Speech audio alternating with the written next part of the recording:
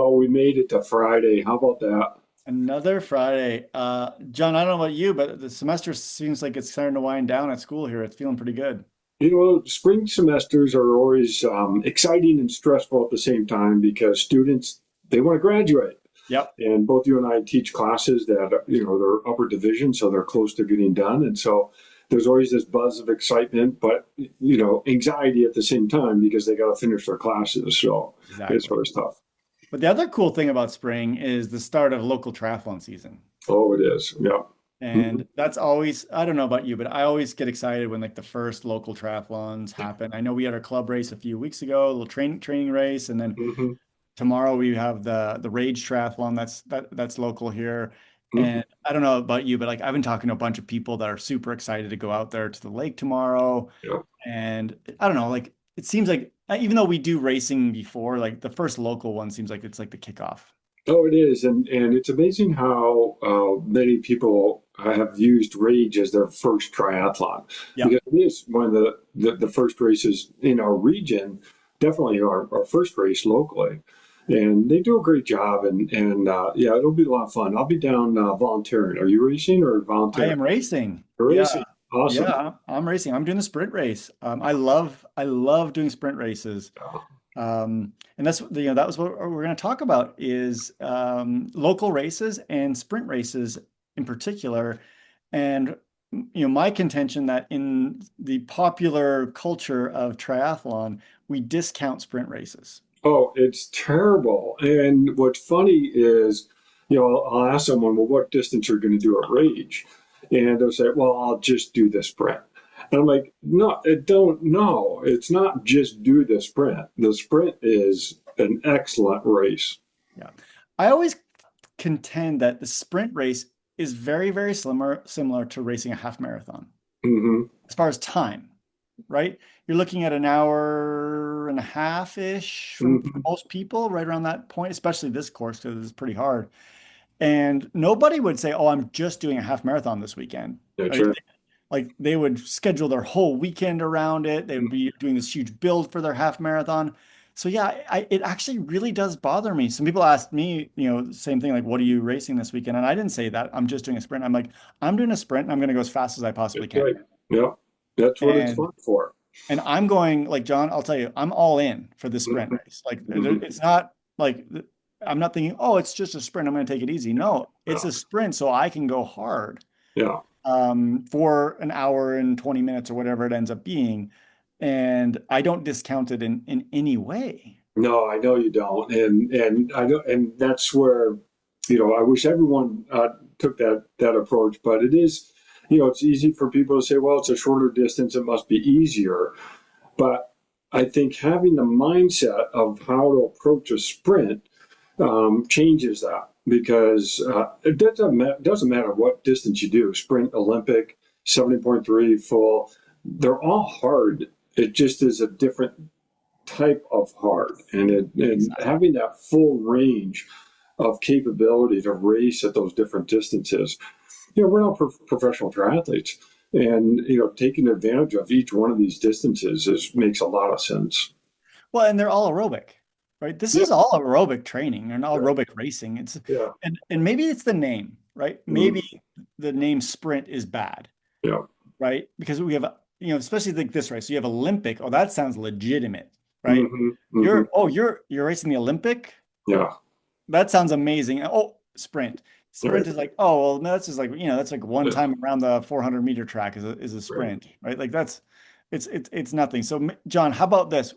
Before the end of the podcast, we're going to come up with a better name Mhm. for sprint triathlon. Yeah. Does that There you sound go.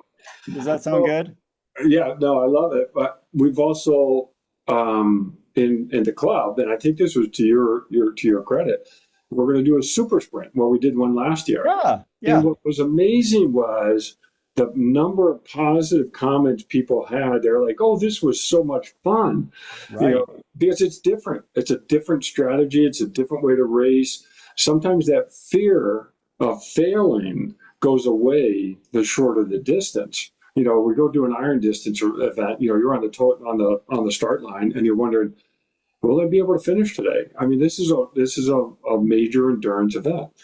when you're towing the start line of a super sprint, you're most likely not, that thought's not crossing your mind. Right. And so I always like the sprint distances because it removes that barrier of failure, and you just, gloves are off and you try to figure out what is your maximum sustainable pace for that period of time.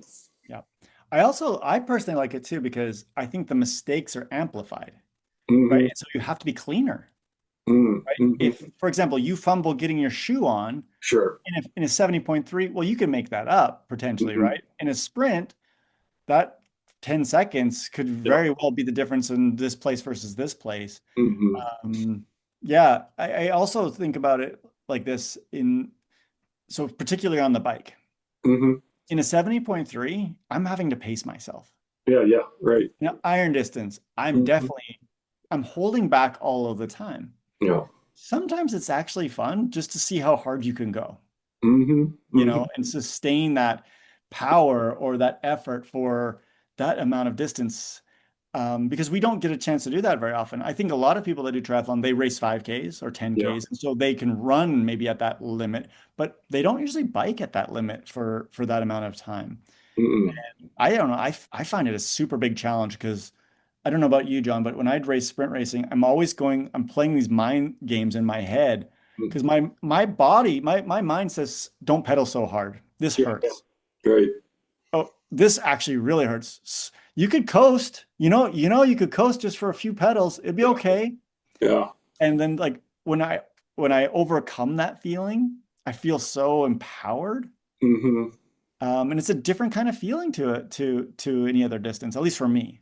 Well, I like that. And I put that in the category of mental flexibility. As a triathlete, we should be sharpening our skills in every aspect to be a better triathlete, whatever distance it is. And so mental flexibility, I think, is really important because you're spot on. When you're doing a sprint race, the mental approach you take is very different than a full distance or a 70.3s. And the longer the race, the advice I give myself and others is you got to have a mantra like be patient, be patient, be patient. It's a long day. It's a long day. It's a long day because it is a long day. 70.3. I mean, most local people are doing it 4.5 hours at best, and some people are taking 6, 7 hours to do it. So really being patient is important at that stage to find that pace that you can sustain over a long period of time. But at a sprint, you got to have that mental flexibility to Yep. have a very different approach. And it is push the pace, push the pace, push the pace. I go faster, faster. You've got to always be on that edge of pushing, pushing, pushing. And so, Yep. no, I love that. I think it's good mental flexibility. The other thing that's interesting, at least lately for me in sprint racing, is you still know you see the other people you're racing, and you tend to start at the same time because at least the Mm-hmm. local races, they've got a group. Yeah, I haven't even looked for tomorrow, but like older men, younger men, yeah.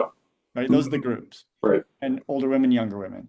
And so when you're out on the course, you're seeing the other people you're actually racing against, and you know it, right? So Mm-hmm. like if somebody's 2 minutes up the road on me on the bike, and I see them up that climb, like I'm racing that person. Yeah. Whereas a 70.3, honestly, you really have no idea anymore. No. You're racing the clock. So it's a Mm-hmm. different mentality to I'm chasing somebody. Mm-hmm. And I don't know about you, but that's kind of old school racing how it used to be. Yeah. It like we're racing against each other and not just a clock. And I know, yes, in 70.3, you're still racing against other people, but like who finishes first matters. And I think that's super cool. No, I love that. I've got that down in my notes too. Yeah, racing head to head in a Yep. sprint race, you're more likely to get that opportunity, especially our local race, because you're right, they do two waves. Yep. And so you can pretty much gauge where you are and guess, who's the younger kids and what have you. And so it's fun. But, the sprint is also how much discomfort can you tolerate? Yeah. Whereas the long course is really about emotional control. Yep. Yep. So how do you hold back? I make the mistake, and I'm sure you have as well. As you get out of the water, and it's like go go go on the bike, and it's like no no no, pull back, pull back. That first 10 miles, that first 20 miles, you got to get into the pace. But sprints, you hit that transition, You get out of that, you cross that mountain line, and you got to be flying. Yep, it's all in. And once again, I'll go back to like 5K racing. To me, a 5K race is sometimes harder than a half marathon Oh, yeah, interesting. because of the level I'm pushing, right? Hmm. I did a 5K last weekend, and there was a point where I was getting a little lightheaded. My lips, I know I'm on my limit when my lips start to go a little numb. Hmm. I'm like, okay, I'm at my limit. I never at that limit in a half marathon, Yeah, yeah, right? Like, and it's the same in a sprint triathlon. Like the limit is different, yeah. and it's hard. Like, yeah, it's super hard. I mean, and the one going back to people saying it's only a sprint, the World Cup of Triathlon does sprint racing and Olympic distance. They do Right. both, Hmm. right? And those are the fastest people in the world. I know everybody loves to look at the long course athletes and, oh, Hmm. this is person, this is Lionel Sanders and Sam Long, or they're not as fast as the people doing Yeah, World Cup or the right. World Triathlon Series, right? Those are the fastest people in the world, and they're doing Olympic distance and sprint racing. Hmm. Hmm. Once again, no offense to the long course people, but it's just it's different. Yeah, yeah. No, that's right. And then definitely at the elite level, because you do start to gravitate people in different directions. It's hard to cross over into both worlds. But at age group level, being able to do all the different distances, I mean, in terms of the mental approach, I mean, I think athletes get stuck when they're only doing one or the other. And Yeah. so being able to have a full range of competition and races you're shooting for is good. We're sort of freshen things up. Yeah. I mean, this is just my own experience. I actually prefer to do 70.3s and sprints. Hmm. Like the Olympic distance doesn't really do it for me. For some reason, I don't enjoy it as much. So I rarely do an Olympic distance. Hmm. It's been since before COVID that I've done an Olympic distance. Yeah, But that's just what I gravitate towards. I like going really, really fast yeah, or going long. I don't kind of like, I personally don't like the gray area, but that doesn't mean I wouldn't do one and it's not good. But it's interesting that like I've chosen to kind of like go bimodal yeah, yeah. That with, is with my interesting. racing. Whereas I would typically do one of each distance in a perfect season. I'd be doing Oh a yeah. sprint, an Olympic, and I do a 70.3 and a full. In the later years, I started to not do the fulls as frequently, so then it was really just the three distances I was doing. Yeah. And honestly, like even the people I coach, I encourage them to do shorter distance racing. Hmm. Hmm. Even if their goal is, hey, I'm going to go do this Ironman in the fall. I'm like, okay, well, let's do some sprint races. Let's get some reps as Yeah. well. And I think So reps are important. yeah, I wanted to ask you about that. With how do you build that sprint distance into a season where someone is targeting a 70.3 or a full? Yeah, and I actually look at it as just another time on the start line Hmm. where it's specifically with sprint racing where you can go again, like you can train, it's not going to ruin your next week, Hmm. right? So you can go hard, once again, super hard effort for an hour and a half or whatever, take a day off, and then on Monday you can get back to your training. Hmm. Whereas if you do it, for example, you do a 70.3 in your build, well, number one, a lot of people do this, right? Like 4 or 5 weeks out, they do a 70.3 before they're full. And there's nothing wrong with that Hmm. if you do it as a build. Yeah. But too many of the athletes I've been around, they say it's going to be their build race, but then they race it super hard, Hmm. and their legs are so sore that they don't get good quality training for the next 10 days. Okay. Right. Whereas a sprint race, once again, like you're running a 5K, you're not going to be devastated for a week. Right. So I think that it can definitely play a role in both either close to a race or once again early in the season, once again to get reps, right? Hmm. And I like the reps, especially in the transition, Hmm. because you're forced in a sprint race once again to do clean, fast Yeah, transitions. that's right. And I think some people dawdle along way too much in the 70.3s and the full Mm. Ironman distance in the transition zone when you actually really don't need to. Yeah. Right. Right. No, that's a good point. And yeah, you're right. On a sprint race, the transition is free time. Yeah. If you can get that time down. How about nutrition wise? Do you talk with athletes about nutrition going into a sprint versus a 70.3?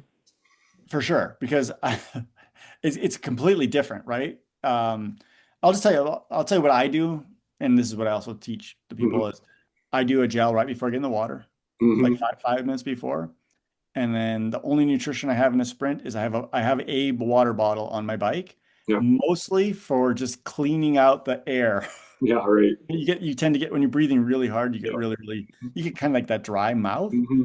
but I don't feel like I need to take in much. Yeah.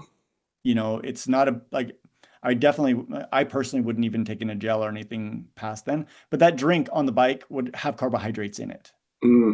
And Hmm. we've talked about like just swishing carbohydrates in your mouth can Yeah. give you more energy, right? So rather than water, have a carbohydrate drink, but I might only drink 4 ounces, Yeah. you Yeah. know, Right. just just enough. And I would, for example, at our course tomorrow, I would be drinking it on the uphills, right? Like Mhm. very strategic. And this is something I teach my long course athletes as well, is when you should be drinking and when you shouldn't, and when you should be Mhm. eating and when you shouldn't. And once again, you can learn that even in a sprint race. Yeah. No, that's right. And yeah, it's funny. Very similar to you. I don't take in any fuel during a sprint distance. And for hydration, I usually just have the one bottle that's between my bars, and I have a straw to drink out of. I don't. I take everything else off the bike. I don't even take a toolkit. I don't take Yep. an extra bottle. None of that, because if you get it flat, you're pretty much done at that point. So I'm calling for True. swag and getting some picked up. But for in a even racing here in Las Vegas, I'm not worried about dehydration per se during an event. I'm worried more about core temperature maintenance, and so a lot of times I'm not necessarily even drinking. I'm drinking and then spitting it back out all over me, trying to stay as wet as possible to stay as cool as possible. Yeah. And even on the run, I'm pouring water over me more so than worried about getting it inside me, because it's a shorter distance, and I'm not as worried about dehydration at that point. But I know some people do take longer in an event, and then you do need to take it. Exactly. If you're out there for a couple hours or Yeah, longer, for sure you'd want the nutrition plan changes, right? yeah, Like I have no idea what my time will be tomorrow. I'm guessing like an hour and 20 minutes. I don't know. yeah, yeah. Like, No, yeah, but I know like I'm not concerned about overheating in any way. And right. it's not even supposed to be hot, but I guarantee on the run course, Hmm. there'll be one aid station, I think. I'll grab a water, once again, a little bit in my mouth just to get Yeah, the dry mouth and the yeah, rest over my head and yeah, let's let's go. yeah. No, I think that's smart. Yeah, if you're down in that near hour range, to hour and 30 minutes, you're thinking more cooling more so than hydration. If you're over an hour and 30 minutes, you are thinking about hydration and making sure that you're getting the right And food. fuel. Yeah, and cooling. Yeah. Yeah, yeah. But what's interesting about nutrition is I always feel that um, you can make mistakes in a sprint nutrition wise, but you can't make mistakes so much the longer the event. 70.3, you can probably get away with a little bit of mistakes. Full distances, that if you make a mistake, you may not know it right then. You'll know it, half hour, an hour later on. And so that's what makes that type of distance even more challenging is the mistakes that nutrition can ultimately what that can lead to. No, you're absolutely right. And yeah, and so maybe it's another reason to do a sprint race is you don't really have to worry too much about the Yeah, nutrition, yeah. right? Hmm. Like if that's hard for people or whatever, like go, do a sprint race and you just yeah. It's kind of like a 5K, right? Like I always think it's interesting we have water or stops on a 5K and I'm like if you're going even less than 35, 40 minutes even, I don't think you Hmm. really even longer. Like the research shows you're not going to get dehydrated. Yeah. You're not going to get like heat illness in a 5K for Hmm. the most part, right? Hmm. Um, so yeah, I do think that's it's an interesting it's an Hmm. interesting one. Well, and the other advantages of sprint, and just a different category of thoughts, is time constraints that people have for training. Uh, Yep. because you're even taking on a 70.3, you've got to commit good amount of hours per week to prep for that event. Whereas a sprint, maybe you're a little bit more time constrained, and maybe in a particular type of season, you're like, well, this is all I can do right now, but you can do it as best as you can with minimum time. No, you're 100% right. You can do a decent sprint probably on 6 hours of training a week, Hmm. Hmm. numbers, that would be really pushing it for a 70.3, right? Because your race is, once again, like you said, 4.5 to maybe 7 hours. Like that's in one day. You Mhm. need to build up to tolerate that. So the other thing I think is, sprint racing can be very inclusive because of that. Yeah, Right? I know people use it as some people use it as an entry into, right. but like I guess my whole point and we're talking about this doesn't have to just be an entry thing, No, right? no. It can be entry, but it can also be elite. And Hmm. some of the best local races we've had here have been sprint races where there's been a lot of fast people, and it's like we're throwing it down, and Hmm. like that's exciting, Yeah. No, especially because it's all local people that everybody too, or I, a lot of the people. no, That's pretty fun. no, it is. And I've always loved doing sprint races. Um, and I enjoy the Olympic as well, but it's a different type of enjoyment. And same thing with 70.3s and full distances. It's funny how you actually brought me into 70.3, even though I did an equivalent of 70.3 back in the 80s, but it was not called a 70.3, but pretty similar distances. But yeah, it's just each of the events, each distance really has something that helps make a triathlete stronger. Yeah, agreed. Agreed. Like after I race tomorrow, I'm hoping I'm going to get a little bit fitter from that Yeah, race, yeah. right? um, Pushing yourself to your limit for that amount of time you should get some fitness Hmm. from that. And is that fitness going to help build me through my next 70.3, which is like a month away? I hope it will, Right. right? But hopefully not to the point where it doesn't allow me to train for the next week, Hmm. right? Well, and I think by doing a sprint, you can actually figure out a better pacing for a 70.3 or full. Agreed. Yep. Because at the sprint, you sort of figure out where that high threshold is, Yep. which you can't sustain for a 70.3. So now you got to back it down. But I think a lot of times people, if they don't explore the sprint distances, you can keep you limit your threshold in distance in endurance events. I don't think you explore those higher paces as much. Let's just change gears a little bit, John. I want to ask you your thoughts around like grassroots racing versus corporate racing. Hmm. And like we are seeing, at least what I'm seeing, is a less and less of these grassroots sprint races and Olympic races throughout the country. Um, and I once again, I personally feel like this is potentially a problem long term for our sport. Hmm. What do you think? Yeah, I know from the organization side, putting on an event is not cheap. You've got to have insurance, you've got permits. It's tough. It's tough to put on a low cost event nowadays. Um, but I do agree with you. I think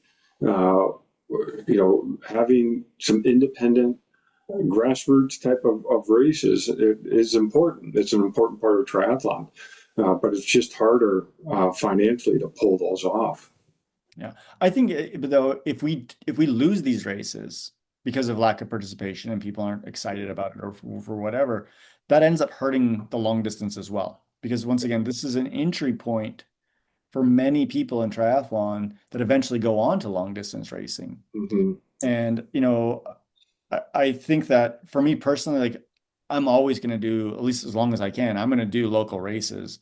Yeah. Not just because I love racing them, but I really think for the betterment of our sport in the long run, we have to we have to have them.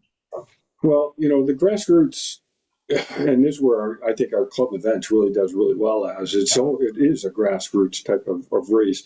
One of the benefits of that is community building. Yep. And you go to one of our events, we've got maybe 50 people racing.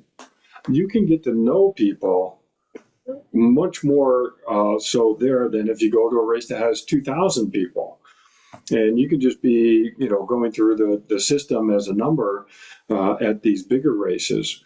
But at the smaller local events or even club events, you really get to know people. And I think you're right. I think once you have that community, now that community sort of builds and you start to get encouraged and you get, do these other events.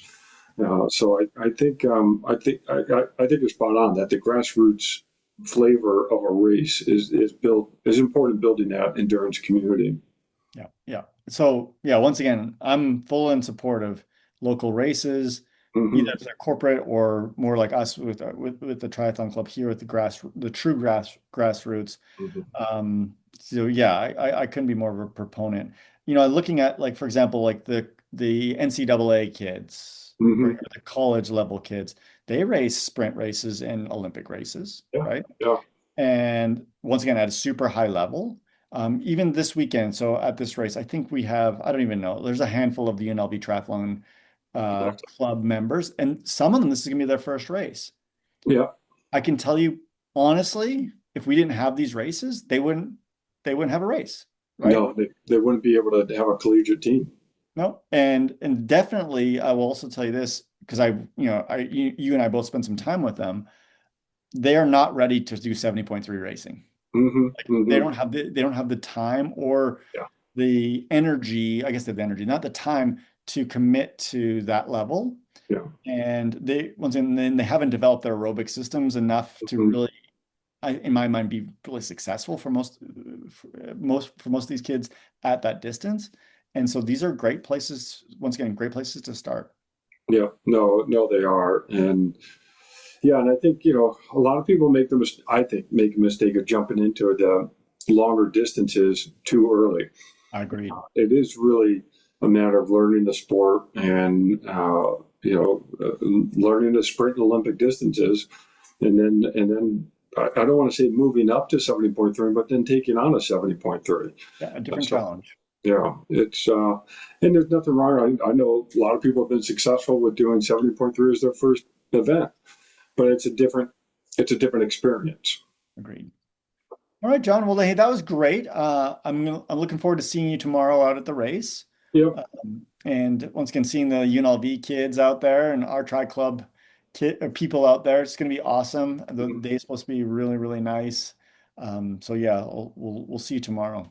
All right. Or be up bright eyed and bushy tail. We'll be See you there. tomorrow. Okay. Okay. Talk soon. Bye.